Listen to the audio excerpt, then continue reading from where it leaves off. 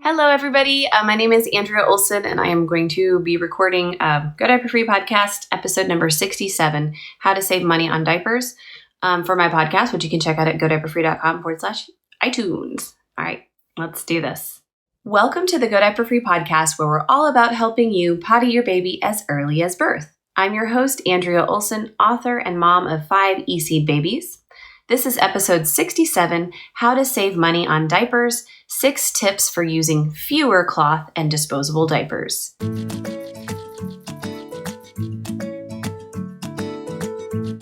Welcome to the show, you guys. I'm so glad you could make it today.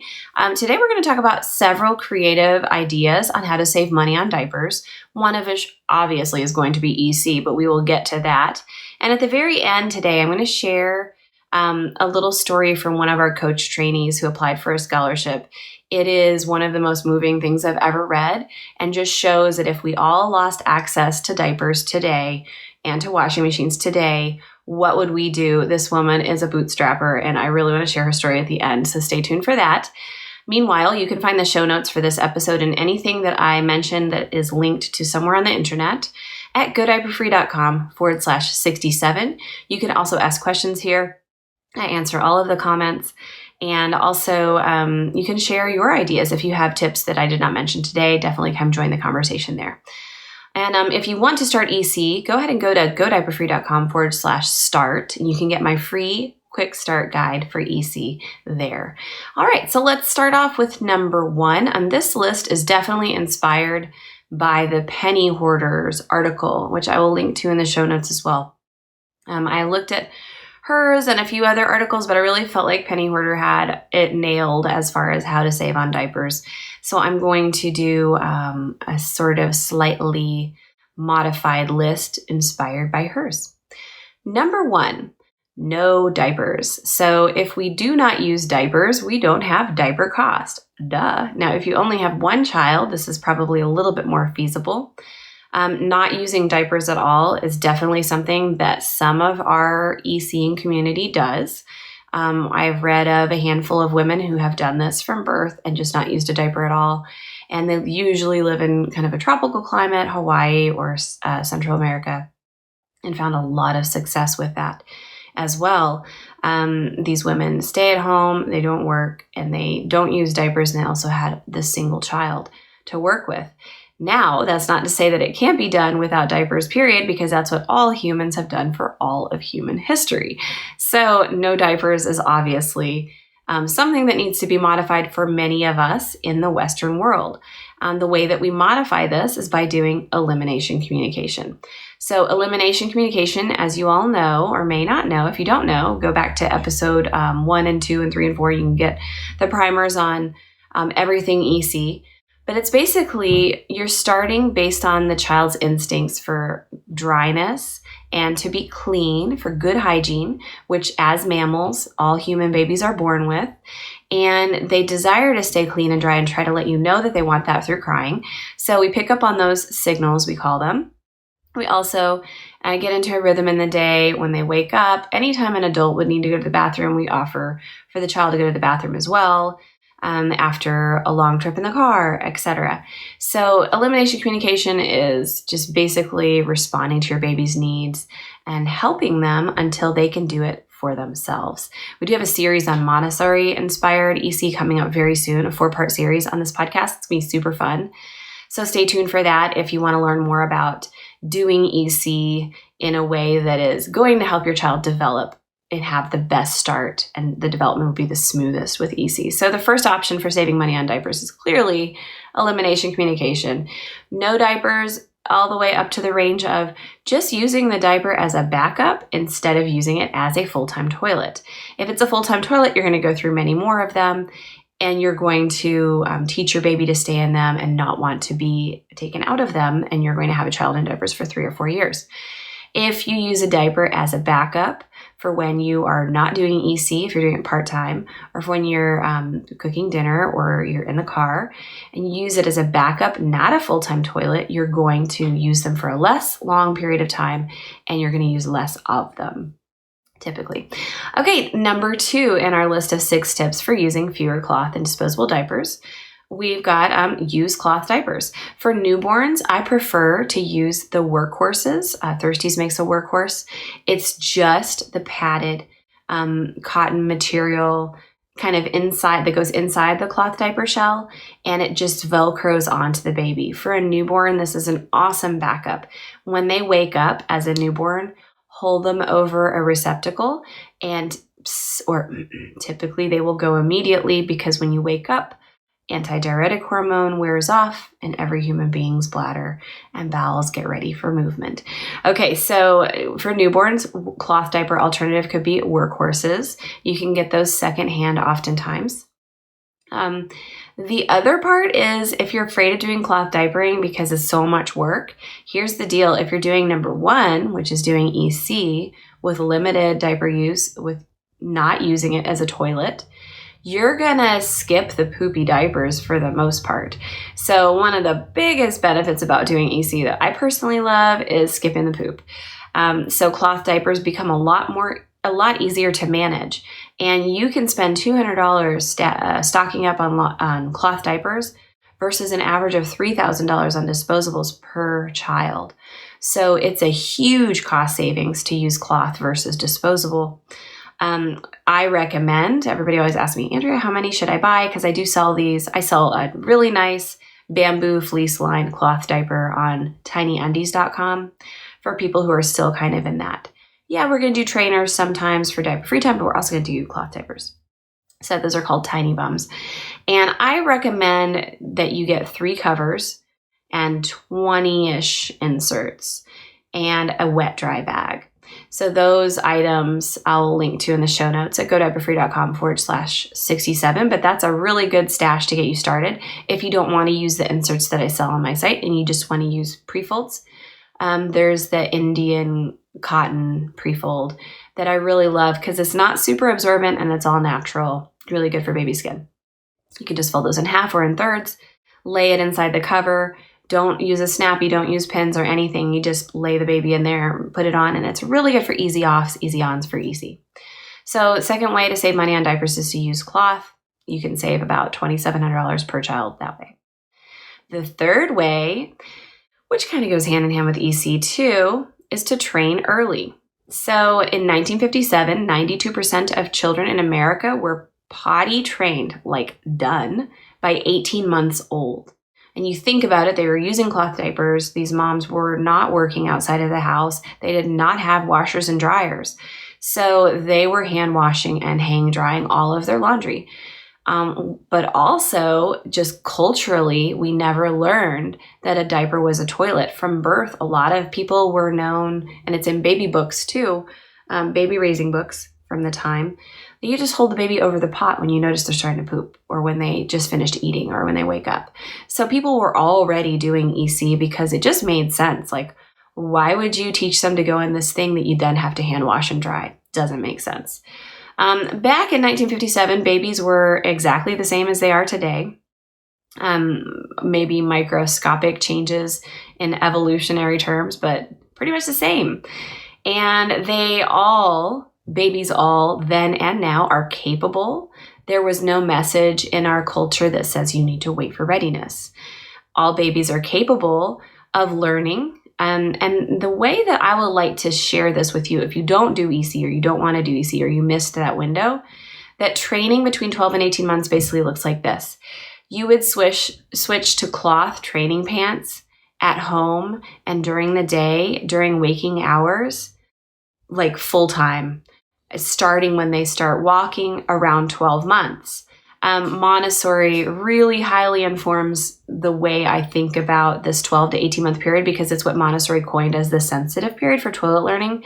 They show an interest, they want to do what the parents are doing, and they really want to master this so that they can then be freed up to move on and learn other things. So it actually really benefits the child's brain as well, and their ability to move on and to have a normalized behavior, which we'll talk about in a later podcast. Doing EC and early potty training really normalizes their behavior. For example, I can take all 5 of my kids out to a really nice restaurant, and at the end, 9 times out of 10, 10 times out of 10, somebody always comes up and is like, oh my gosh, your kids are so well behaved. And I'm really biased because I'm an EC book author, but I really feel like they're well behaved because they have got control over that one thing. And they, from that, have become so self-confident and independent, and they feel like they don't feel out of control. They feel like they fit in. You know what I mean? They fit into this culture. So that's just a little bit about that. So how you would do this during 12 to 18 months to save money on diapers, you would stop using daytime diapers, starting right at walking, and you would proceed to teach them. This first amazing opportunity to teach your child something is how to manipulate their clothing, how to self-dress, how to change wet pants, and where to put them. And again, we're going to have a 4-part series on Montessori-inspired EC coming up really soon. And in that, I will share a lot of details that can take this further. If you can't wait for that, my book, Go Diaper Free, comes with a hybrid plan that is like an optional download that covers 12 to 18 months and exactly how to start at this age. If you're in this age range, please do it now. This is an amazing gift for your child, and it will help you save on diapers because you will be done with them. So I have never had to potty train any of my 5 children. And each of them has been out of diapers during this range, one of them even before this range. And it definitely, I've calculated I've probably saved somewhere near $10,000 in diapers from doing this, wrapping it up during these ages of 12 to 18 months. I do have books on all these topics you can check out. Definitely a link to them in the show notes. But I also have at Tiny Andy's these underwear that are called Learn, and they are self-dressing, self-correcting underwear, and they come in a training pant. So if you're interested in starting between 12 and 18 months, yes, it's hands-on. Yes, you have to teach. Yes, you have to understand your baby and learn them. But it's so amazing that then you're done and it's done. So, and you have no more diaper cost unless you're using a diaper at night. Okay, so let's move on to the 4th way to save money on diapers. Disposables. Now, this sounds counterintuitive. How can I save money on diapers by buying disposable diapers, Andrea? Well, I'm a huge advocate for doing EC and doing early potty training, or just being EC aware. If you're not even going to do it, but you're just aware of the movements, that you do it in whatever is comfortable and affordable and causes you the least stress while still achieving your personal goals. I have done EC with the last 4 of my babies with probably, 50-50 disposables and cloth diapers, sometimes more disposables than cloth. Here are some ways to save on diapers with that. First of all, you can get a subscription on diapers.com or with Amazon Moms, and you can save money by having them delivered at a certain period every so often. I love when I used to use 7th generation diapers, buying them at Walmart. They are so much cheaper. Usually I'd wait for a sale on Target, and then I realized that Walmart, they have free pickup and they can shop for you, and you don't even have to go in, because our Walmart's a little bit shady and I wouldn't want to go in there. And then, they bring it out to my car, and I've got diapers for maybe 30% cheaper than I could find anywhere else. So you can shop there too. The better option, though, to save money on diapers, but also save the environment, because none of those diapers ever biodegrade, you guys. There is a new diaper that is biodegradable, and it is by Diaper, D-Y-P-E-R. I'll link to it in the show notes. I am an ambassador for Diaper, full disclosure, but that's only because I freaking love them, and I think that everybody should use biodegradable diapers. If there's no poop in them and they are moistened, they are said to biodegrade within 75 days. Here's the thing, though. We can nitpick that till the cows come home, but it doesn't really matter. The point is they're biodegradable. You put them in the landfill, they are actually going to biodegrade, whereas every other diaper will not. And I think that's good. So we want to save money on diapers. So a way to do that with disposables is to get subscriptions or to buy at Walmart, or we can get biodegradables and do EC and wrap up that EC between 12 and 18 months. So you've kind of got you're going to save less money because you got less length of time that you're using them. Okay. The 5th tip for using fewer cloth and disposable diapers to save money on diapers is to skip the diapers at daycare. What? But my daycare requires it. Or, Andrea, it's the law. No, actually, if your child is poop trained and at home and is poop trained, period, they are no different at 18 months than a 3-year-old in that class. They deserve the same hygienic treatment no matter the age. I have a post on daycares. I won't get into the details here, but believing and going along with this idea that you have to use diapers at daycare because they require them is actually something that it's often a self-limiting belief that we have instilled upon ourselves. So here's what we can do. We can send tiny ups and tiny trainers and a wet dry bag. And I usually send 3 pair of tiny ups, 3 pair of tiny trainers, extra socks, and extra pants in my wet dry bag. I send that every day with a child who is still working on stuff. I meet with the daycare worker very briefly and just say, hey, when you're changing everybody else's diapers, please potty my baby. Here's a toilet seat reducer. I'm going to get them equipped. Again, so many details on my post on daycares, which I'll link to in the show notes at godiaperfree.com/67. There are 2 downloads there that are free, one for you and one for your daycare worker. So if you have found success at home, you do not have to send your child in diapers by some strange age. In fact, daycares used to potty train our kids for us. So there are some, if you have an older daycare worker who would be like, oh yeah, we used to do this, I'd love that. It is actually proven that daycare, that using diapers beyond 2 and 3 years old at daycares brings disease into the daycare. So if you really want to get educational with your daycare owner, definitely look into that. And I'm talking about preschool too as well. So check out that post if you need that. And the 6th tip for using fewer cloth and disposable diapers. This is the one that was directly inspired by the penny hoarder article that I mentioned. Use smaller sizes longer. And funny enough, you guys, I've always done this because the smaller sizes of disposable diapers are actually, you get more diapers per package. And like Twyla right now, she's almost 12 months old. She's still using size medium in the biodegradable diapers, DYPER. And the Tiny Bums cloth diapers that I mentioned in number 2 today, they are expandable, so they grow with the baby. You definitely want to get something that's expandable, but also if you're using disposables, just get the smaller sizes and use them longer. You get more bang for your buck for sure. And they actually, diapers don't really get wider as they get into bigger sizes. They get longer. So that is just the main difference. So that's number 6. And those are the 6 tips. I hope that these help you save money on diapers. I really want to share this little blurb from one of our coach trainees right now with you. This can really help you to see that if you were in a bind, would you be able to implement any of these 6 things, especially numbers 1, 2, and 3, to help you use fewer diapers and save some money. So here she is. I'm going to leave her name anonymous. Andrea, my entire EC experience has been secondhand, makeshift, do what I can with what I have.